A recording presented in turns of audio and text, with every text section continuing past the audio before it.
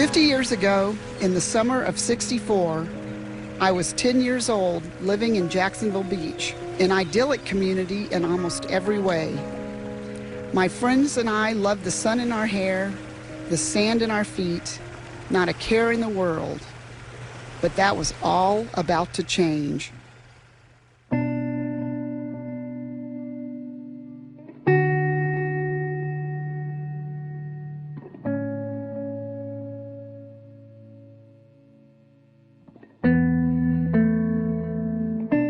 Do you see this picture?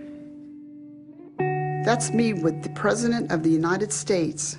Why was he here? One word: Dora. My name is Marianne Joka, and this is the story of Dora, the storm that brought the First Coast to its knees.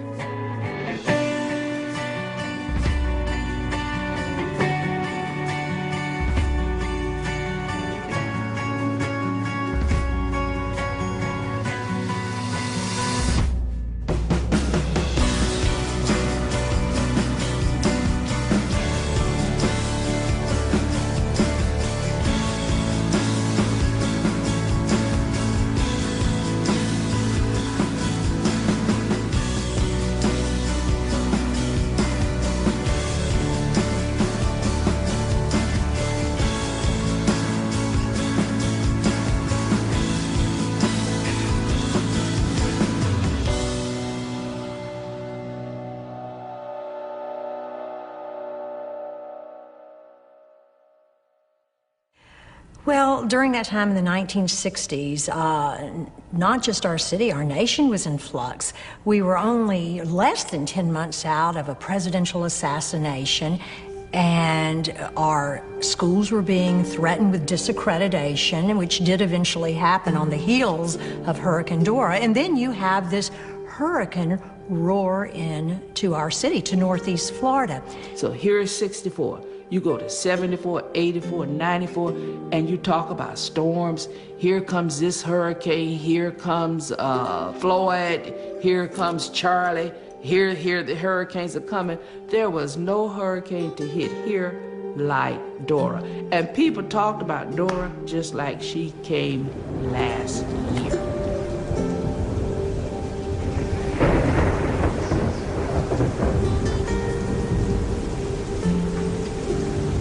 Labor Day was on a Monday, and the day after Labor Day was on a Tuesday. And on that Tuesday, the word came that something was coming, and that something that was coming out of Africa was a hurricane, and her name was Dora.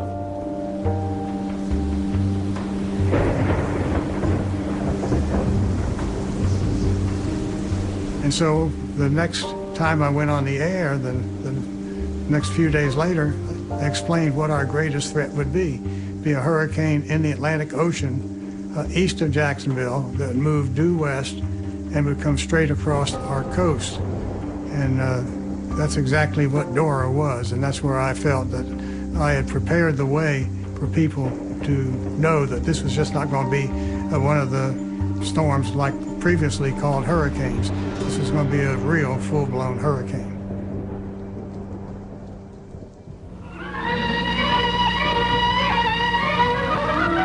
Every story must have a beginning, a reference point. The big storm story of the year was Dora, big, plodding Dora, a powerhouse hurricane. Everywhere in her potential path, people and places made ready for the blow, such as the securing of the rockets at Cape Kennedy, assuring as much protection as possible.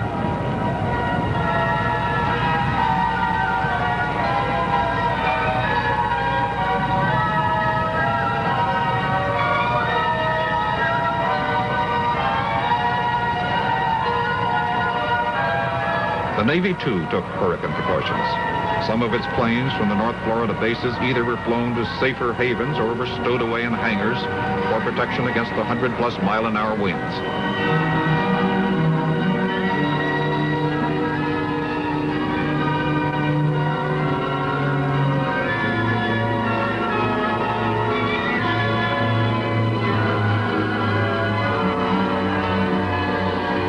Hangar doors closed only when no space was left. Hurricane Dora also caused a great stir and changes in plans for the carriers and destroyers of the Mayport Naval Station. Orders went out for many of them to put to sea to ride out the storm. Others were tied up more securely. For the carriers in the basin, destination was the open sea.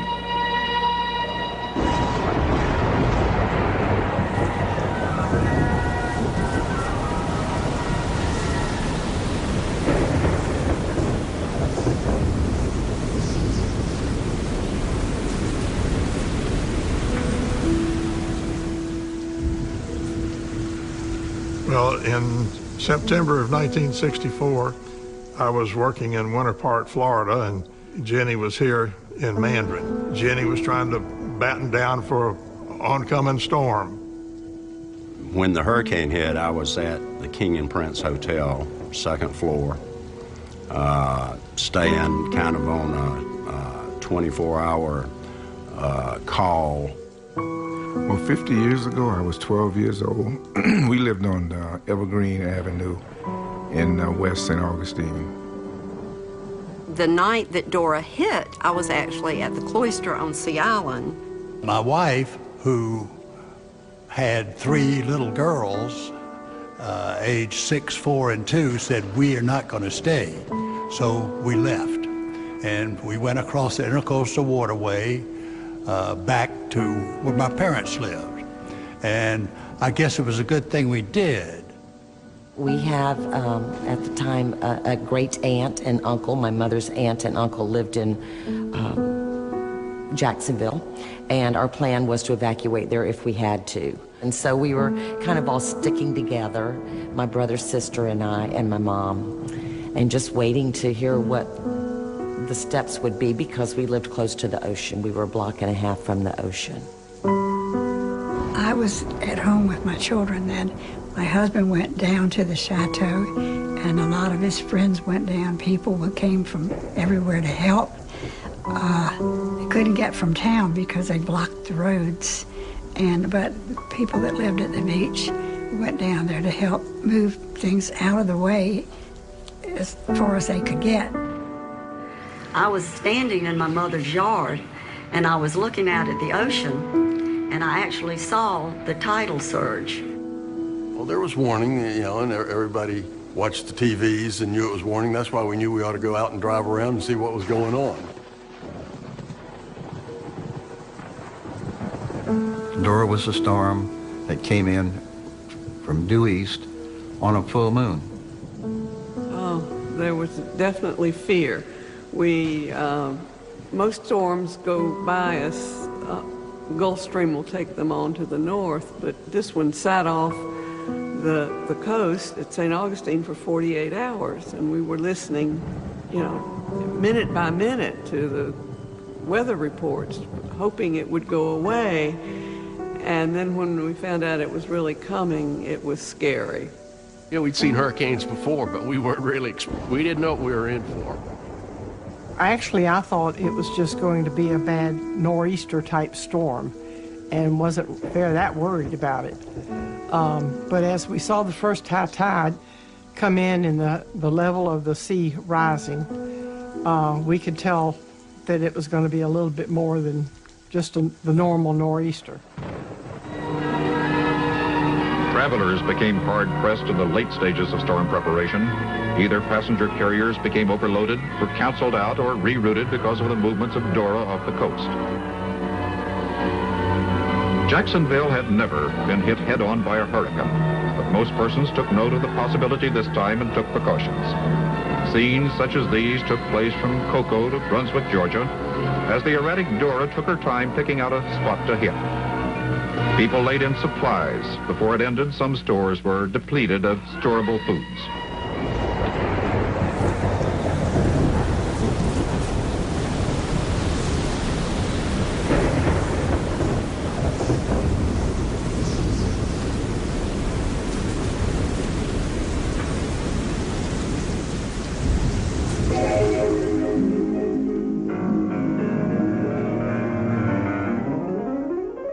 It was a beautiful restaurant, and we just loved being in the restaurant business. It was right on the ocean in Atlantic Beach, and it was just a place that people came on their first date, or maybe when they're going to get their engagement ring.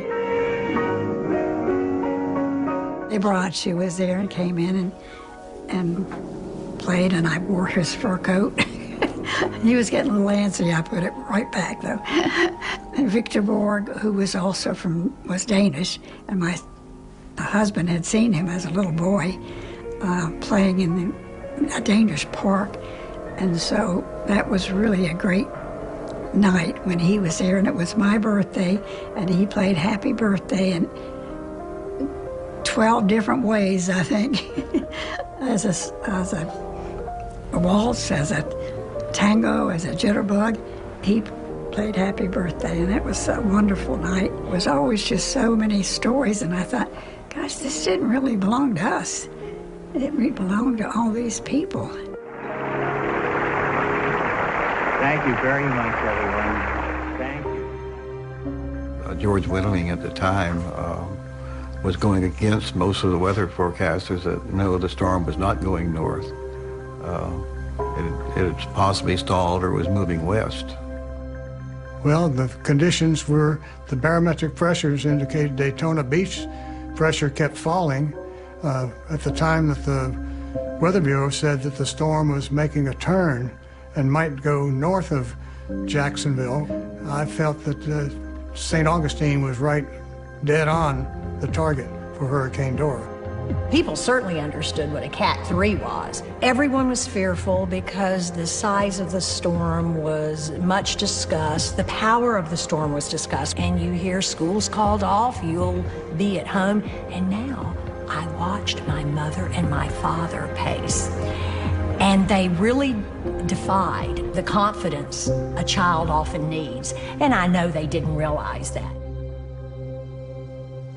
Well, I was raised in the high country of Georgia, so this was a new experience for me. I was listening very carefully to all the advice about how to prepare for the storm and doing all the things that I was told to do, like bring the furniture in and batten down the horses and try to cover the windows that were most vulnerable. And they were, of course, warning people not to be on the roads. But people were on the roads. For one thing, Mandarin, most everybody that lived in Mandarin worked in Jacksonville, so they were on the roads getting back home. Well, I was by myself until he came in, I guess about dark. He had stopped in St. Augustine long enough to take pictures of the water over the Bridge of Lions, was aware by the time he got home that the storm that was coming at us was a real storm. We did not tape any windows, to my recollection. I taped the windows before he got home. Well, I taped the large picture windows because it was in some sort of set of How to Live in Florida Through a Hurricane directions that I had found. And I did make X's across the larger sheets of glass that were on our windows. But I understand that that really doesn't do a great deal. One of the focal points of coverage was the junior high school gymnasium. People had begun to flow into that designated shelter as early as Tuesday night, and as the storm grew, the crowds grew. All through the hurricane, people sought refuge at Fletcher. At one point, nearly 3,000 persons had taken refuge there, the largest single group at any shelter in metropolitan Duval County. The city had opened up the shelters, the schools, the Red Cross opening shelters all over, and so they had workers manning these shelters. The downtown hotels were packed with people. So people along the beachfront left. The rooms were full. They called it the two-bottle hurricane. So the bars and the hotels, it's reported, stayed open all night, and people just sat and drank. There was no closing time. And we were listening to on a little rinky-dink transistor radio, and Atlantic Boulevard was closed and the Intercoastal Bridge was closed. So of course we had to stay home and listen. The community came out in droves. I mean, lifeguards, the Boy Scouts, everybody came out and started sandbagging. At one point my father called for help, And I went down with my grandfather, and he said, let's get the silverware off the table, back in the days when you used real silver. So we started getting the silverware off the table. We could see a crack all the way across the floor of the dining room. But I distinctly remember getting a knock on the door as the storm approached, and it was obvious that it was going to be severe, and thinking, who would be knocking on the door? It was the National Guard, and it was a man with a gun telling us that we had to evacuate and we only had 15 minutes, that he would go down the street and tell the other families the same news, and he would come back. If we were not ready to leave, he would force us to leave. And we were listening, you know, minute by minute to the weather reports, hoping it would go away. So when we found out it was really going to hit us head on, and I looked at him and said, well, Martin, do we have any rope around anywhere? And he looked back at me and said, what are you going to do, lash us together? I said, well, we might have to. At that point, he said, forget it, and he called the friends and said, we're coming over. When they say evacuate, people at American Beach know what to do. We don't sit around here and say, I'm going to stay here and I'm going to protect my property. We protect our property by getting ourselves away from here, because we know the power of the ocean. Everybody on American Beach got away as fast as they could. They boarded up their homes, their businesses, and those who could get out got out. But there were a few people who stayed, and one such person who stayed was Willie B. Evans, who's the owner and operator of Evans Rendezvous. Mr. Evans had no place to go. I remember that we are looking out at the front yard being covered by the ocean and thinking, this is not particularly good. And I remember at our house, we lived right up the street here on Yacht Club Road. My dad was sort of panicked, and so we picked up all the rugs. We had a split-level house with about 4 steps up to the upstairs, quote, and carried all the rugs and some of the furniture up the 3 little stairs, which was a good idea because by about 6 o'clock in the morning, it was knee-deep everywhere downstairs. The hotel itself is on the property where the old Flagler Continental used to be, sitting probably, I don't know, 50, 75 feet back from the seawall itself. It was built in 1926 by my grandfather, and the pier out front was one of the longest piers, but we kept losing a little bit of it every time we had a storm. We were a seasonal place, and if we didn't make it during the summer, it was a long, hard winter. Things were getting pretty rough. We were constantly watching the level of the water, seeing the ocean level rise, and we had heard over the radio, because we lost our electricity, that the storm had stalled, so we had to go through a second high tide, and that's when the damage was done. It's a very scary feeling. You can't be there or do anything. You just have to say a little prayer and hope for the best.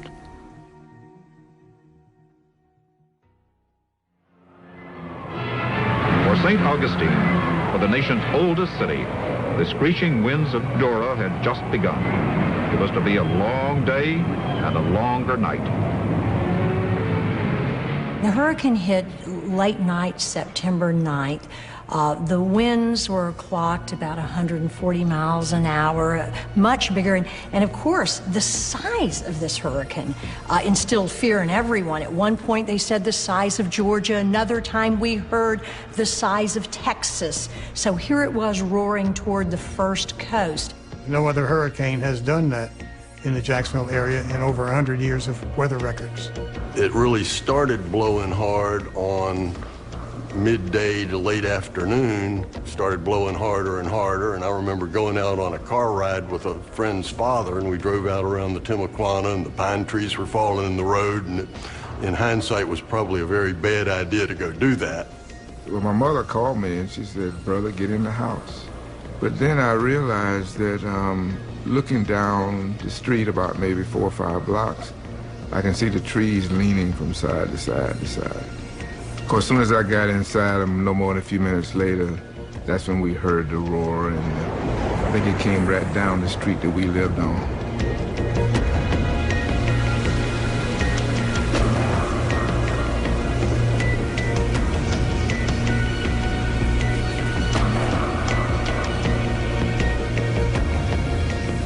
Of course, I was working in Jacksonville, and so I came back when my wife called me and said, "You come home."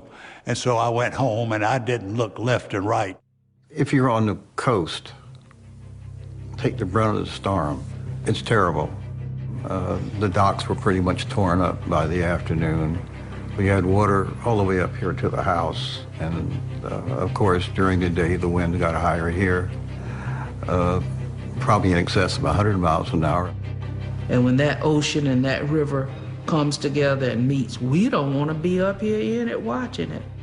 The pier was getting hammered by big waves, and then there were waves beating against the Atlantic Beach Hotel. But as we saw the first high tide come in and the level of the sea rising, where you could start to see some of the damage the water was doing to the front of the property. We went riding around before the storm, well, while the storm was coming in, and went under, just as we went under a power line, it came loose and came down and hit the van and lit up the whole thing.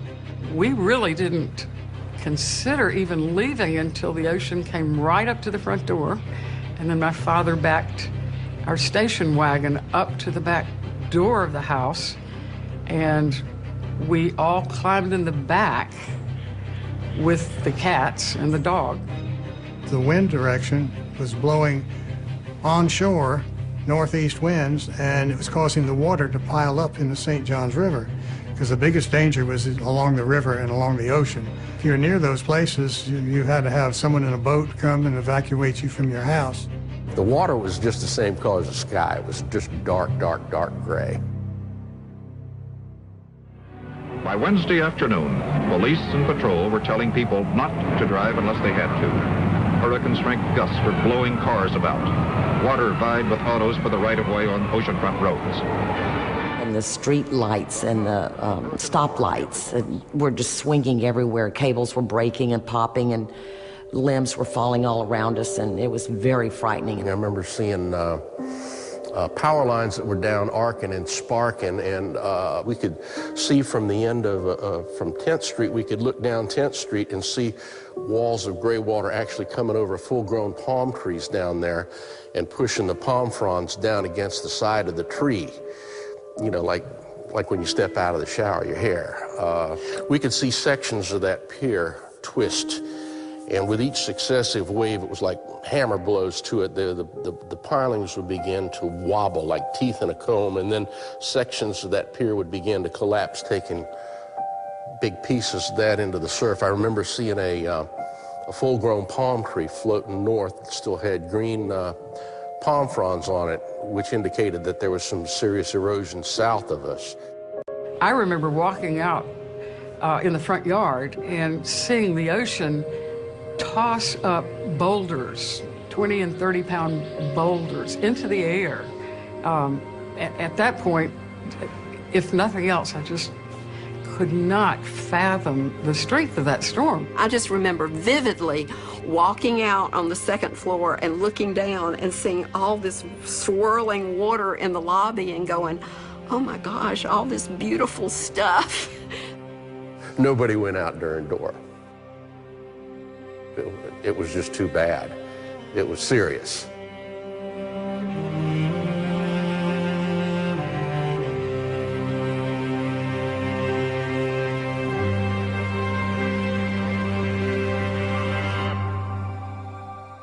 GarberAutomall.com, the place to find the best small-town pricing in Florida on 8 all-American brands. Visit GarberAutomall.com from your home computer, smartphone, or tablet. And remember, we beat big city prices every day. If you got 'em, Brandon gets 'em. If you got 'em, Brandon gets 'em. If you got 'em, Brandon gets 'em. Brandon has a nose for bugs, yeah! For those of us who feel our family is the most important thing in life. For all the small business owners in Jacksonville that are the heartbeat of our city. For anyone that wants to keep the most important things in life safe. Hi, I'm John Boatwright, owner of Dedge's Lock and Key. I grew up in Jacksonville, Florida, and I remember Hurricane Dora well, the aftermath, feeling vulnerable. Some things in life you can't control, but when it comes to your personal safety and security, be prepared. Remember, you can count on Dedge's. Visit Dedges.com for all your lock, key, safe, and CCTV protection systems. Dedges Lock and Key, for all the most important things in life. Hi, I'm Paul Witt, Senior Account Strategist here at Mad Men Marketing. Here at Mad Men Marketing, we strive to be the best possible agency for you. In addition to the services that we offer you and your company every day, we feel a really important part of our business relationship is gratitude.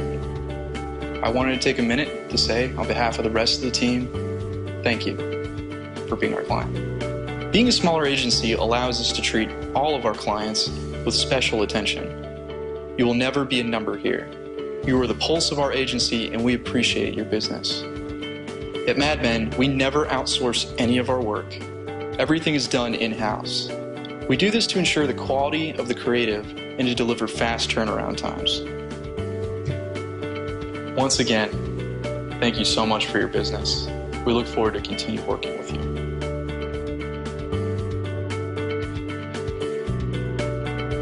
If you got 'em, Brandon gets 'em. If you got 'em, Brandon... Sorry. If you got 'em, Brandon gets 'em. If you got 'em, Brandon gets 'em. Brandon has a nose for bugs, yeah! GarberAutomall.com, the place to find the best small town pricing in Florida on every pre-owned vehicle starting from $49.95. Visit us from your home computer, smartphone, or tablet at GarberAutomall.com. And remember, we beat big city pricing every day.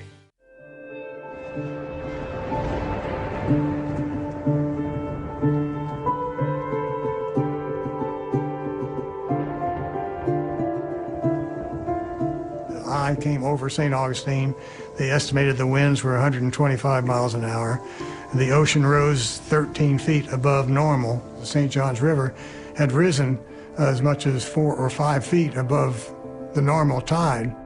Roads were flooded. You couldn't get anywhere. It was just that the rain came down so heavily and so fast that it would pile up outside the door. Around midnight, my brother came up to get me the shrimp boat. As I said, we had finally come loose from the piling that was left of the dock and was on the shore down there at the river. We went down and climbed on it, through the water, and climbed on it, got started, and back out in the river, and ultimately wound up in the marsh across the river. The steering was jammed on it, you couldn't steer it. And that was in the eye of the storm at that time, about midnight, and that's where we spent the night. And as dawn came and the boat didn't come back, so I went to a neighbor who was a boat builder and a good friend, and asked him if he'd go out in his boat, and it was still pretty rough, to see if he could find out where they were. And he brought them back, and they had, I think they each had a children's life preserver over a shoulder or something. There are probably a lot of times that you don't make your best decisions, but there are a lot of times when you do what you think you have to do at the time. At night it was very windy and the electricity went out, but you could hear it howling. You know, it blew hard and the water kept rising, and about 3 or 4 o'clock in the morning, my dad got up, and I remember going outside and there were no lights. We had these Coleman lanterns that you could light up something and you could see the water was coming up over the bulkhead in Pirates Cove, so it was starting to have the storm surge, and it was still very windy. I recall a heck of a lot of wind, a lot of noise from tree limbs breaking and so forth. Oh, they're just terrible storm sounds during a hurricane and storm. It's the whistle of the wind, the groaning of what's going on, and it's unknowing because of the darkness as to what is going on out front. You have no idea. The front of the Atlantic Beach Hotel, in front of their pier, in front of the pool there was a promenade that shaded there were big heavy Adirondack chairs in front of the pool that faced the Atlantic Ocean, and waves were coming up over that seawall, and they were pounding that promenade, and eventually it began to sag, buckle, and then sections of it fell down onto the terracotta tile, and it was pushed back with waves back into the swimming pool. So there was debris going back into the swimming pool, and then what settled in the swimming pool stayed, and then everything else was washed back over the seawall and out down the ocean. During the night, plaster started to fall in the lobby area of the hotel. Wind was forcing water through the oceanfront windows and coming down through the ceiling. So my dad poked holes in the plaster to let the water release itself and come straight on through. We had moved all of the lobby furniture into the hallway and were settled in there. Over the transistor radio, I heard that the back end of the Atlantic Beach Hotel had collapsed. We just had to wait and see what morning would bring and see what was going to be standing. It was pretty devastating, very much so, when we heard all the windows at the Sea Turtle just blew in and the ocean is in their dining room. And as I talked to Mr. Evans, you could see the fright and the seriousness of that storm and how it impacted him at the time as he talked about the raging winds coming through and hearing all of these noises, but too afraid. Of course, you don't go look out the door. And he could hear it, the roof coming off of his building and the porch being torn off away from the building. And he had freezers filled with fish. They went out to sea. During the fury of Dora, one of the landmarks of the beaches crumbled before the wind and water. The Chateau restaurant right on the oceanfront was undermined by floodwaters gouging out sand behind the seawall, was beaten into pieces in the dining area as wave after wave broke through the windows. Through it all, a broken-hearted owner watched the destruction, only to reopen later in what was left. I stayed here with it. We got some of our furniture out and cash registers and that type of thing. During the afternoon, we found water coming up under our building, and we went out, tried to sandbag it, but there was just no use because we couldn't put bags under there as fast as the water took them away. And we got back home that night. With the little transistor radio, we were listening, and when they announced that the chateau had fallen in, that's when I saw my dad cry for the first time, and it just tore me up. He was always, our hero. He was the strong one. He could handle anything. And he totally broke down. It was heartbreaking. I mean, because you want to help, you want to do something, and you don't know, what can I do? We didn't really know what the next day was going to bring. The next morning we woke up and looked out, and it looked like we had drifted out to sea because everything was underwater, and you'd just see the palm trees that were left out of the water, and everything was, the whole hotel was surrounded by water. The ocean water just rose up and lifted a house off of the pilings, and then it just floated around, and then it started disintegrating. Many places I couldn't go off the main drag because all of the side streets were just cluttered with downed trees and tree branches, and you just couldn't navigate through those neighborhoods. I had no dream that it was ever going to be as bad as it was. Well, of course, the power had gone out during the night, and even though Mr. B, his father, was able to give us the telephone back, we didn't have electricity for about 13 or 14 days, and that was true of most people in our area.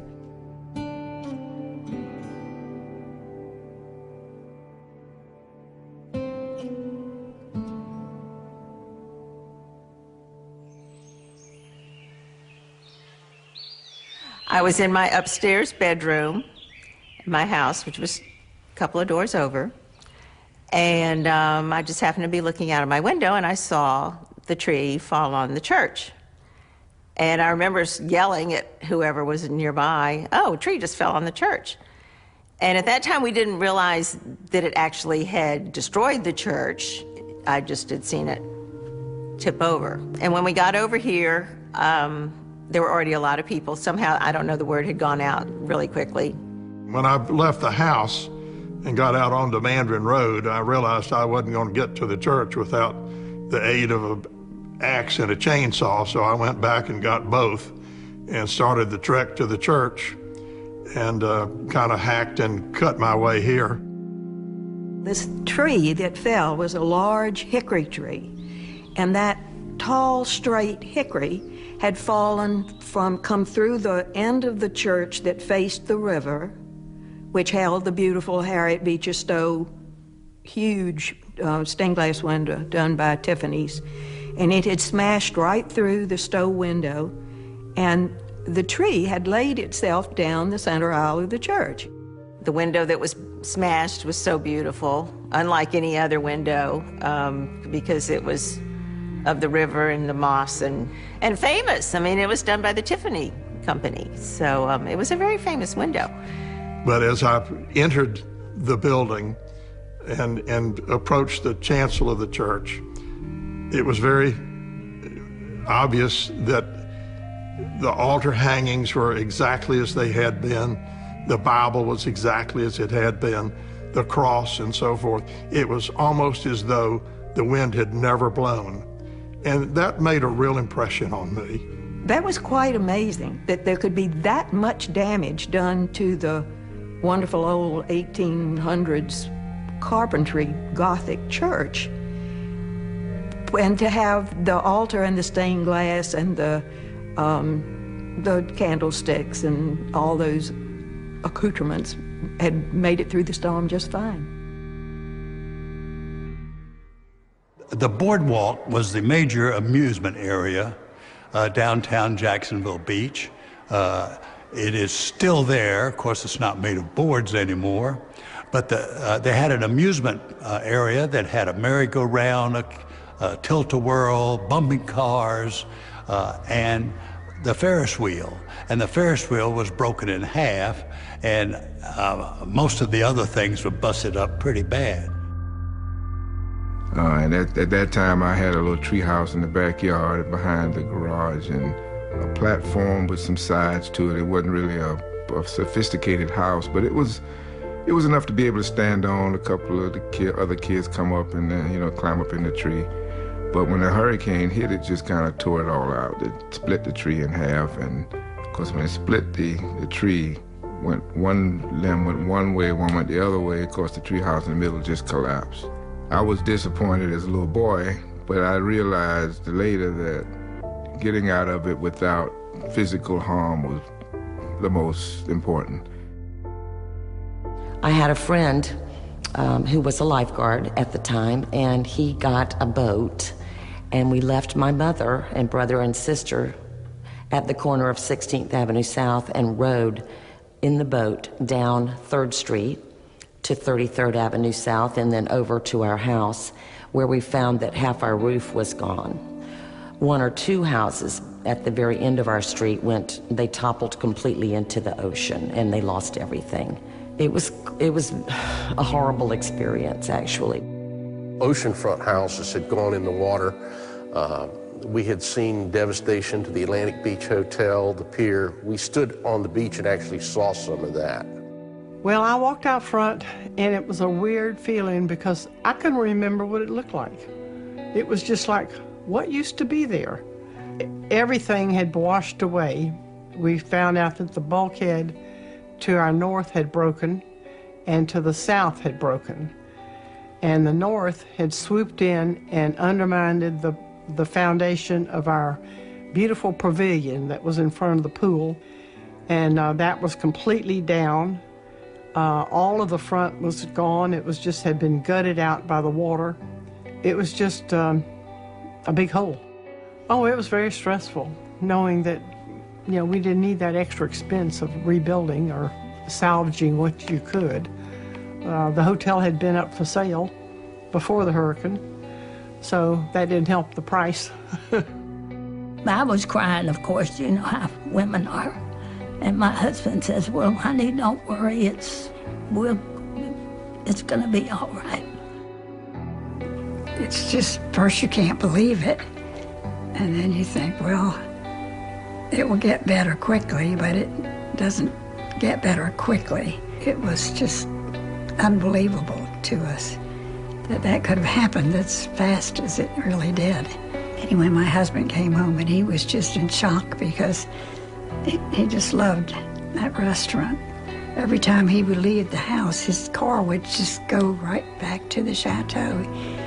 And even sometimes when he was supposed to be going somewhere else, it just went back there. I guess he couldn't believe it, but it was really horrible for him. And the next morning, you could see houses that had come off of their foundation, and they just hanging out there, and water all around the houses. And not only that, you looked in the street, and what you saw was not pavement, and what you saw was not grass. What you saw was beach water. That was Dora. GarberFord.com, the place to find the best small-town pricing in Florida on all new Fords. Visit GarberFord.com from a home computer, smartphone, or tablet. Remember, we beat big city prices every day. If you got 'em, Brandon gets 'em. If you got 'em, Brandon gets 'em. If you got 'em, Brandon gets 'em. Brandon has a nose for bugs, yeah! BankruptcyLawJax.com, a place to get your bankruptcy questions answered. Visit our website in complete privacy from a computer, a tablet, or a smartphone. Submit a question online and I will personally answer. Dolligan Law, you are not alone. From 2 stories to 20. From ready apps to emergency response. From your community to a nationwide network. The cleanup specialists at 1-800-SERVE-PRO. Everything under your roof, everyone under ours. Helping to make fire and water damage like it never even happened. Why watch the 10 o'clock news on the local station? Because while you were doing this and this, we were doing this and this. And while we keep you updated on TV and on the go, at the end of the night, you can sit down with people you trust. Tom Wills, 39 years. Mary Baer, 21 years. Sam Kavaris, 33 years. John Gahn, 21 years. These are the people you know and trust. The 10 o'clock news on Channel 4. I understand. Time with your kids is what matters most. It's what we do every day. Divorce can be devastating. I know you're going to be nervous. Just try and forget that the judge is there, relax, and have a conversation with me, and everything will go fine. What matters to you most? You don't have to worry. We'll fight.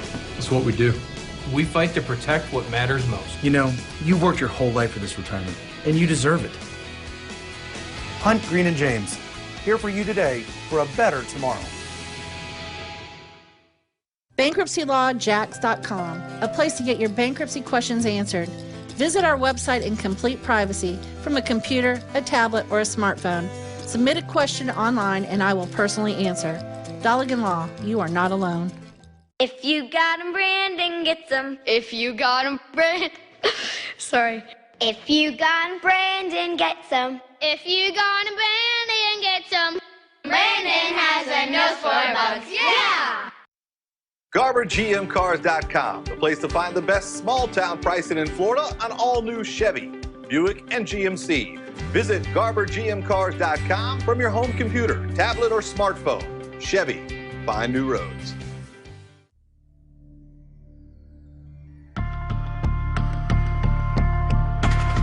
Well, Hurricane Dora came in ashore around St. Augustine, Jacksonville area and moved inshore. The problem with Suwannee County and Live Oak in particular is Dora basically sat over us for a couple of days and it just kept flooding. But the storm would continue to travel west, and as it did, the majority of the rain would be dumped on Live Oak, Mayo, Florida, where they were clocking like 17 inches and 23 inches. It was different. It was kind of like some of these horror movies you read about post-apocalyptic times. And they had 17 inches of rain. So with 17 inches of rain, the water couldn't drain away from the downtown area. It could only go up. And so it rose up halfway up the storefronts. Hurricane Dora, at least until that point of our history, was the worst national disaster that we had suffered. It was massive. It's hard for people today to understand it. The closest that probably we could understand it is Tropical Storm Debbie that came through in 2012. That did similar damage to Suwannee County and to Live Oak. These people were without power in some places for days, weeks on end. The school system was shut down for at least a week. They had to relocate schools. The downtown business district, which was the heart of Live Oak, lost millions of dollars worth of merchandise. The water just kept pouring and it had nowhere else to go. The kids remember they got to get out of school for a week. The adults that were alive then remember it was an issue just to struggle to keep their food from spoiling. It was traumatic. When the whole scope of everything became apparent, I realized what a real devastating thing it had been. I was sure I was going to have a bleeding ulcer and my father was going to have a heart attack, but we made it through the night. Friends that lived in the neighborhood that must have found a rowboat floating in the neighborhood, and they came floating up to the front door, and we got word somehow that Mr. Reinhold, who lived right down here next door to the yacht club on the other side of the yacht club, who was an old guy and he was not doing well and in a wheelchair, and there was an ambulance trying to pick him up, but it was waist deep in Yacht Club Road and they couldn't do it. And so we brought my boat down here to the yacht club and picked up Mr. Reinhold in the boat and took him up the middle of Yacht Club Road by boat to Morven Road, where he got into an ambulance and went to the hospital and did just fine. We were fortunate that Louis Wadsworth, Major General Louis Wadsworth, was in charge of the local National Guard, but he was very high up in the Florida National Guard. The Armory actually is named after him. He was very good at bringing in outside help from the National Guard, Army troops, whoever it was needed.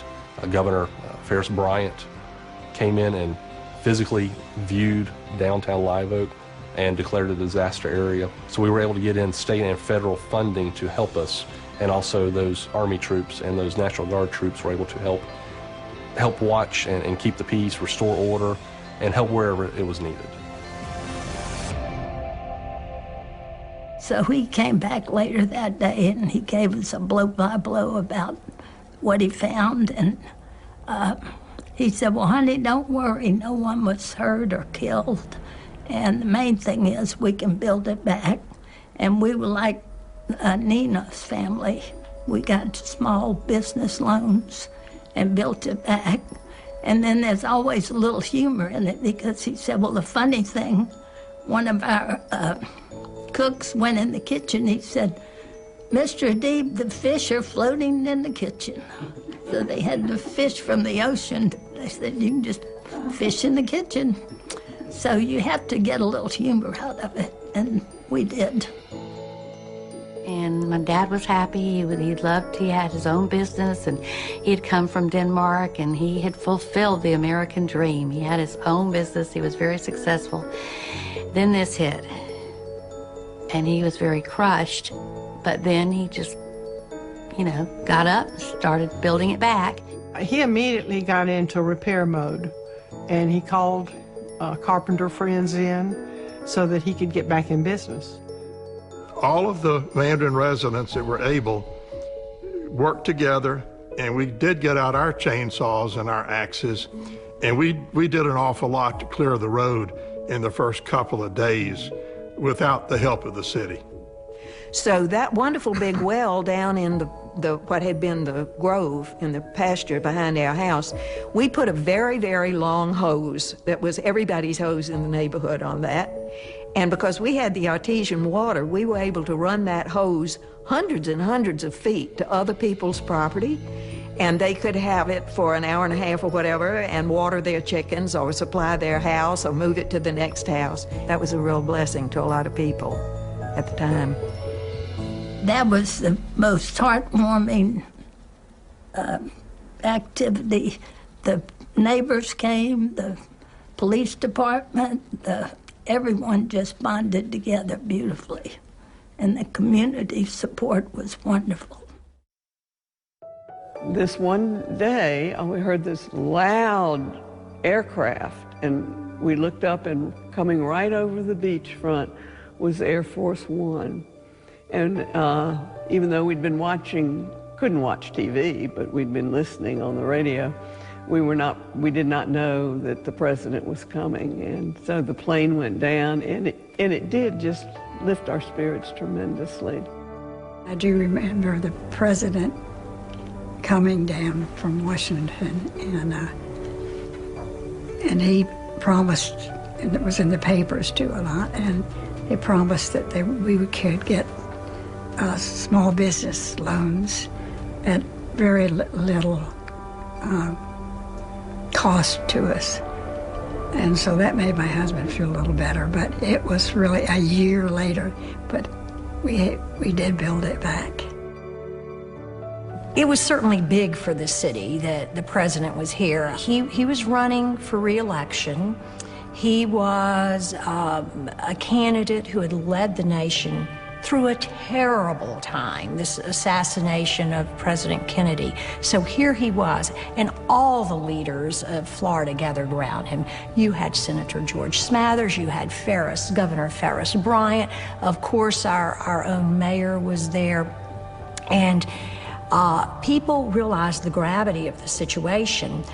He immediately came in on September 11th, was taken by escort out to the beaches area where he declared the storm much worse than what he had heard and immediately agreed to provide federal funding for the area.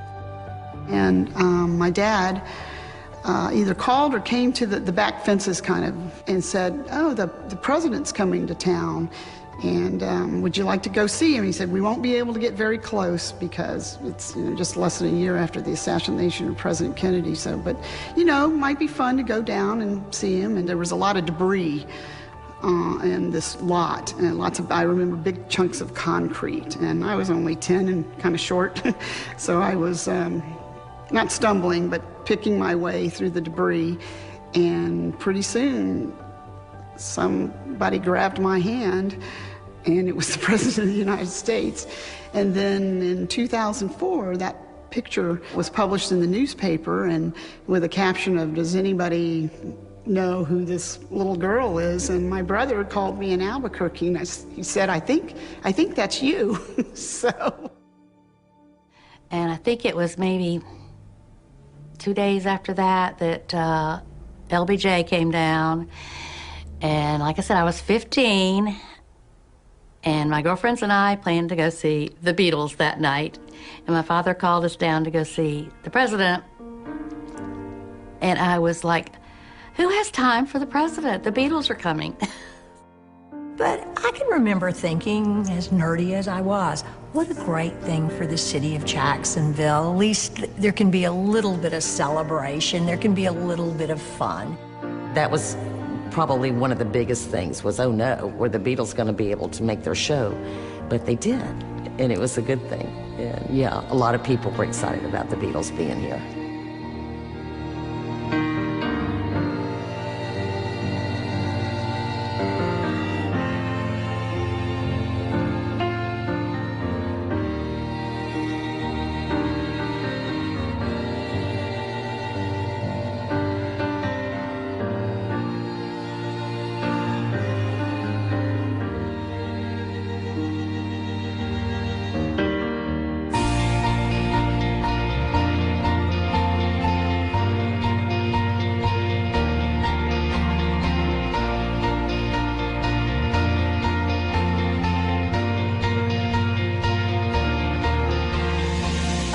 think that with Dora, and that's 50 years ago, I believe that the feeling was this was an act where something happens to your house, something happens to your neighbor's house, you just pull together your resources and you do what you can. And we just try and get past it. And we just try to keep on moving on. But that's just living. They say that a storm like Dora is a once-in-a-lifetime event for a community. That's more than enough for those of us who remember.